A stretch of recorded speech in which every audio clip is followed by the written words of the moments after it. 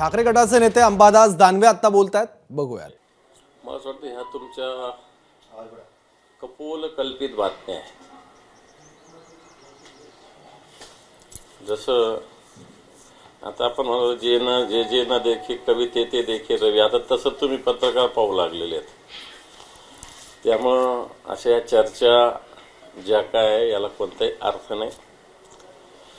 मी शिवसेना प्रमुख मान्य बाळासाहेब ठाकरे यांचा शिवसैनिक आणि उद्धवजींच्या नेतृत्वाखाली काम करणारा शिवसैनिक आहे. अशा सीट मिळतील नाही तर न मिळतील, निवडून येणं किंवा न येणं या विषयाला प्राधान्य न देता संघटनेच्या विचाराला घेऊन काम करणं, त्याच्यावर चालणं असा विचार मानणारा मी शिवसैनिक आहे. हा एवढं ठीक आहे की संघटनेच्या प्रमुखाकडं हट्ट करण्याचा मला अधिकार आहे, मला आग्रह धरण्याचा अधिकार आहे. शेवटी ते जे निर्णय घेतील तो मान्य करणं हे सुद्धा माझं कर्तव्य आहे. आणि मला वाटतं या सगळ्या गोष्टी संघटनेत होत आहेत.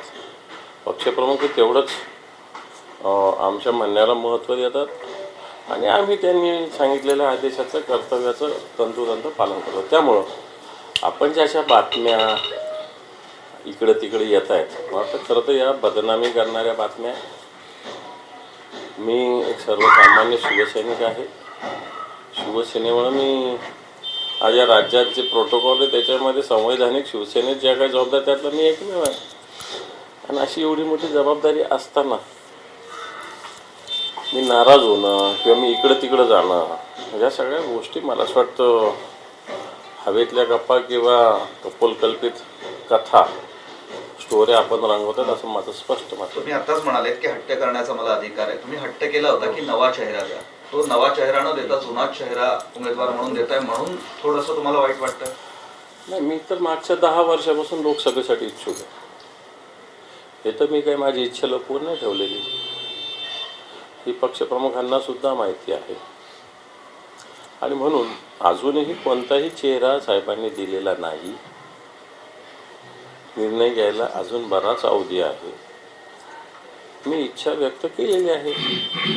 त्यामुळं साहेबांनी जुना चेहरा किंवा नवा चेहराचा कोणताच निर्णय घेतलेला नाही. पण आतापर्यंत जे शिवसेनेतून म्हणजे ठाकरे गटातून शिवसेनेत गेले तो प्रत्येक जण हेच म्हणतो की मला काय जायचं नाही, मात्र त्याचा शेवट जे गेले त्यांचा जाण्यातच असतो.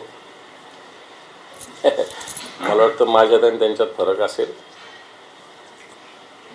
माझं काही, मी सर्वसामान्य माणूस आहे. तुम्ही बघा, हे माझ्या घरात आहे. इथं एक साध्या घरात मी राहतो. माझ्या काही खूप प्रॉपर्टी नाही, जेव्हा माझ्या ह्या इन्क्वायऱ्या त्या इन्क्वायऱ्या व्हायचं. तर मला काही अशाची भीती नाही. मी रोज बिंदास झोपतो, बिंदास म्हणणं मांडतो. या सगळ्या गोष्टी बिनदिक्कतपणे कोणतीही भीती न वाढता मी करत आलो. 3 दिवसापूर्वी इथं भूमिपूजन करण्यात आलं, म्हणजे कार्यालयाचं स्तंभपूजन करण्यात आलं होतं. त्यावेळेस तुम्हाला कल्पनाही नव्हती असं तुम्ही सांगितलं. मग हे याच्यावरून काय? मला कल्पना नव्हती, बिलकुल नव्हती. हे तर सुस्पष्ट आहे. जे कार्यालयाचं भूमिपूजन झालं, जर प्रचाराचं असेल तर मी इथला जबाबदार पदाधिकारी या संभाजीनगर जिल्ह्यात 2 जिल्ह्याचं प्रतिनिधित्व करतो, राज्याचा विरोधी पक्ष नेता. पण मला कल्पना नव्हती, हे स्पष्ट आहे. आणि हे मी मान्य पक्षप्रमुखांच्या कानावर सुद्धा हा विषय नाराज आहात आणि तुम्हाला उमेदवारी पाहिजे म्हणून तुम्ही आग्रह धरताय. ही 2 गोष्टी स्पष्ट झालेल्या आहेत सध्याच्या. उमेदवारीसाठी आग्रह हा नसतो, इच्छा व्यक्त करणं एवढंच असतं. पण काही भूमिका तर पक्ष नेतृत्वाच्या कानी गेल्याच पाहिजे ना. एकच बाजू जर चालत असेल आणि एकांगीपणाने इथं कोणी वागत असेल तर मला असं वाटतं या गोष्टीची दखल पक्षप्रमुखांनी घेतली पाहिजे असं माझं मत आहे. आणि मी ह्या सगळ्या गोष्टी घातलेल्या, मला वाटतं त्या गोष्टी फार काही बाहेर बोलण्याची गरज नाही. मान्य उद्धवजी ठाकरे साहेब यथावकाश या सगळ्या बाबतीत योग्य तो निर्णय घेतील आणि मी त्यांच्या आदेशाला बांधील असलेला सैनिक एवढं तुम्हाला स्पष्ट सांगतो. मुंबईत बोलवलंय, आज मुंबईत भूकंपाचं केंद्रबिंदू तुम्ही असणार आहात. मुंबईत आज बैठक. मी मुंबईत आत्ताच आलो. कोणतीही बैठक आज नाही. आज साहेबांचा मला वाटतं मुंबईतच दौरा आहे आणि बैठका करण्याची गरज नाही. साहेबांच्या सातत्यानं संपर्कात आम्ही असतो, साहेब आमच्या संपर्कात असतात, आम्ही साहेबांच्या संपर्कात असतो. आणि कोण भूकंप वगैरे म्हणत असेल मला असं वाटतं त्यांनाच विचारा, भूकंप काय अंबाझाने काय भूकंप आहे की नाही? अंबाझाने सामान्य शिवसंख्येमध्ये, त्याच्यामुळे काय भूकंप? तो गेला हं? मग जायचंय कुठं?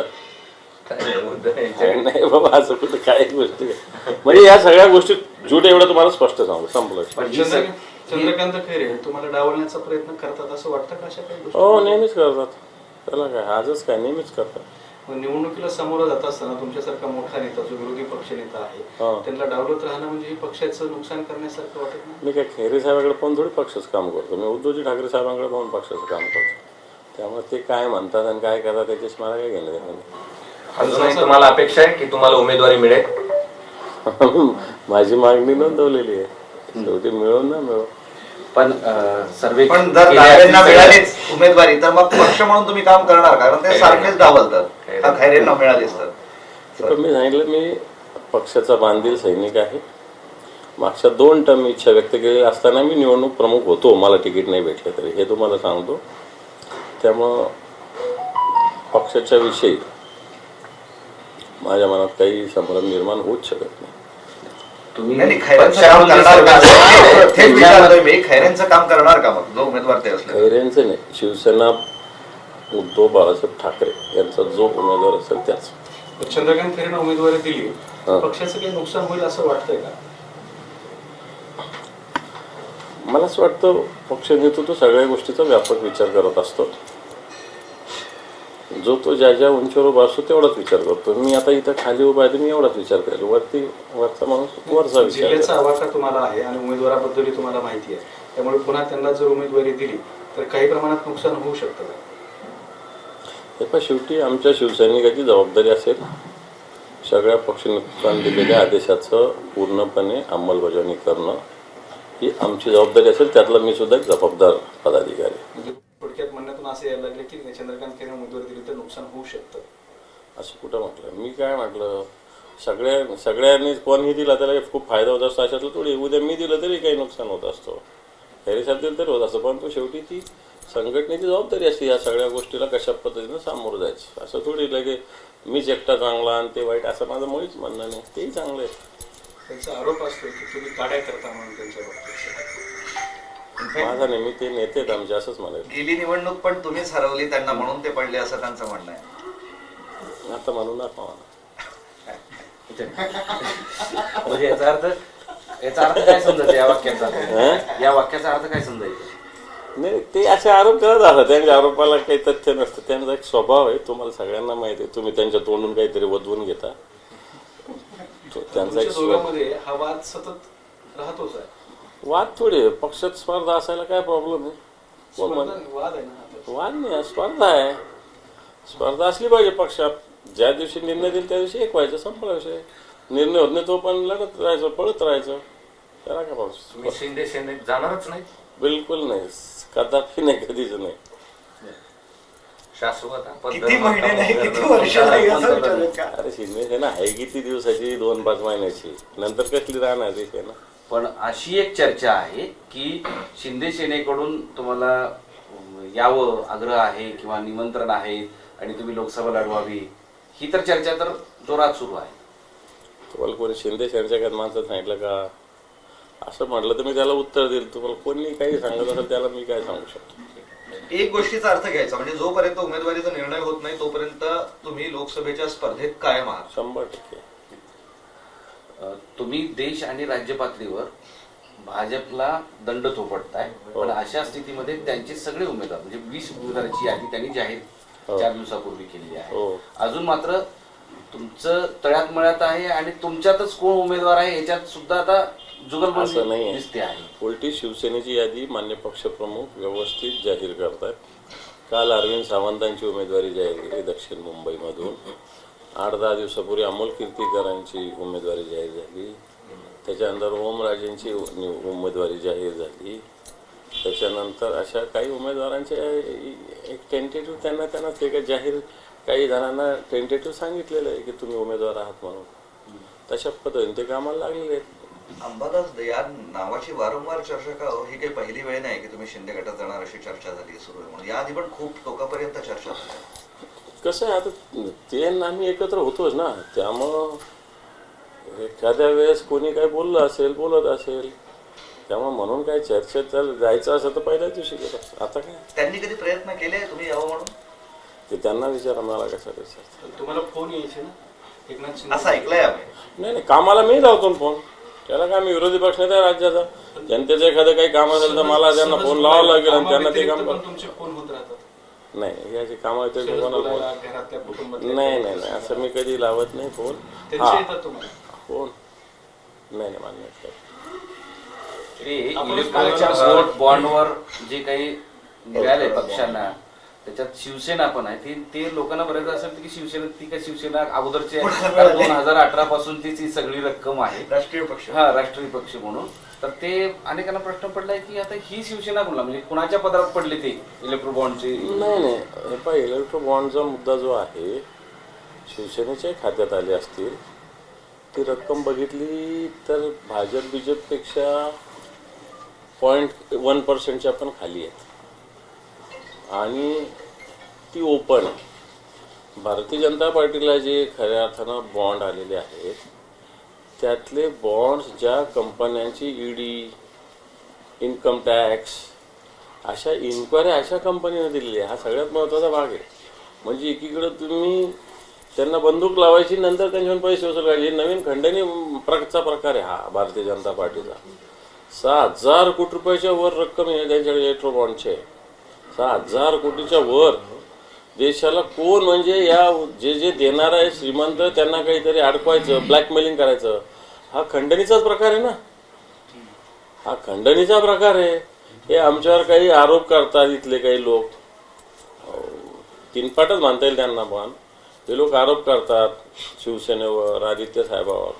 वाटतं हे काय आहे तुमचं? इथं खंडणी आहे, ओपन खोलं कायद्याचं रूप देऊन खंडण्या वसूल करण्याचा भारतीय आंदोलनाचा प्रकार. 6,000 कोटी रक्कम कशाला म्हणतात? ती एकट्या भारतीय जनता पार्टीला, त्या ज्या कंपन्यांच्या चौकशा त्यांच्या. मराठवाड्यातल्या आणखी काही जागा तुम्ही काँग्रेसकडल्या मागून घेताय असं कळतंय, तिथं तुम्ही लढवणार आहात शिवसेना. मला असं वाटतं ज्या 4 जागा आहेत त्या आता आम्ही लढूच 100%. संभाजीनगर, परभणी, हिंगोली आणि धाराशिव, ह्या 4 जागात आम्ही क्लिअर लढू. आमचे आता त्यातले 2चे तर उमेदवार जाहीर झालेले आहे, धाराशिव आणि परभणीचे. आता उद्या परवा माननीय उद्धवजी ठाकरे साहेबांचा हिंगोलीचा दौरा असेल, त्यावेळेस मला असं वाटतं टेंटेटिव्ह हिंगोलीचा उमेदवार समोर येऊन जाईल. नांदेड आणि जालना तुम्ही मागताय अशी सुद्धा माहिती आहे. नाही, नांदेड नवीन समीकरणामध्ये असं झालं की जे अशोकराव चव्हाण होते ते काँग्रेस सोडल्यामुळं त्या ठिकाणी शिवसेनेची बऱ्यापैकी ताकद आहे. शिवसेनेचे 4 आमदार होते 10 वर्षापूर्वी तिथं. सगळे युनिट शिवसेनेचे संघटनात्मक दृष्ट्या चांगले आहे. पण अशोकराव चव्हाण होते म्हणून आम्ही कधी, कारण ते आमच्या आघाडीत होते त्यामुळे आम्ही त्या जागेकडे कधी लक्ष दिलं नव्हतं. पण आता अशोकराव चव्हाण गेल्यानंतर मेजॉरिटीनं काँग्रेसचे पदाधिकारी अशोकराव चव्हाणांसोबत गेले आणि म्हणून तिथं आज काँग्रेसपेक्षा शिवसेनेची ताकद जास्त निर्माण झाली आहे. म्हणून ती सीट मागणं काही वावगे असं मला वाटत नाही. उद्या राहुल गांधीच्या यात्रेचा समारोप मुंबईत होतोय आणि सभा सुद्धा आहे. हो, जाणार. हो, जाणार आहे. आता माननीय संजय राऊत साहेब नाशिकला वगैरे असताना या सगळ्या कार्यक्रमात राहुलजींच्या सहभागी झाले. धुळ्याला असो, नंदुरबारला असो, नाशिकला असो, सगळ्या शिवसैनिकांनी या भारत जोडो यात्रेचं स्वागत केलेलं आहे. मला वाटतं मुंबईमध्ये सुद्धा शिवसेना त्याचं स्वागत करेल आणि उद्धवजी ठाकरे साहेब उद्या जी सभा आहे राहुल गांधीची त्याच्यात सहभागी होतील. ठीक आहे. आचारसंहिता आज लागेल, लागू दे, त्याला काय तयार आहे का तुम्ही? त्याच्यात काय लगेच त्याला थोडी काही करून ठेवायचं आहे दालवड्यात. याला नियम कायदे पाळायचे ते नेहमीच आपल्याकडे चालू असतात. ते काय नियम कायदे सोडून थोडी आम्ही काम करतो. त्यामुळे ठाकरे गटातली सुद्धा अंतर्गत नाराजी या निमित्ताने पुढे येताना दिसते. दानवे आणि खैरे यांच्यातली. एबीपी माझा, उघडा डोळे बघा नीट.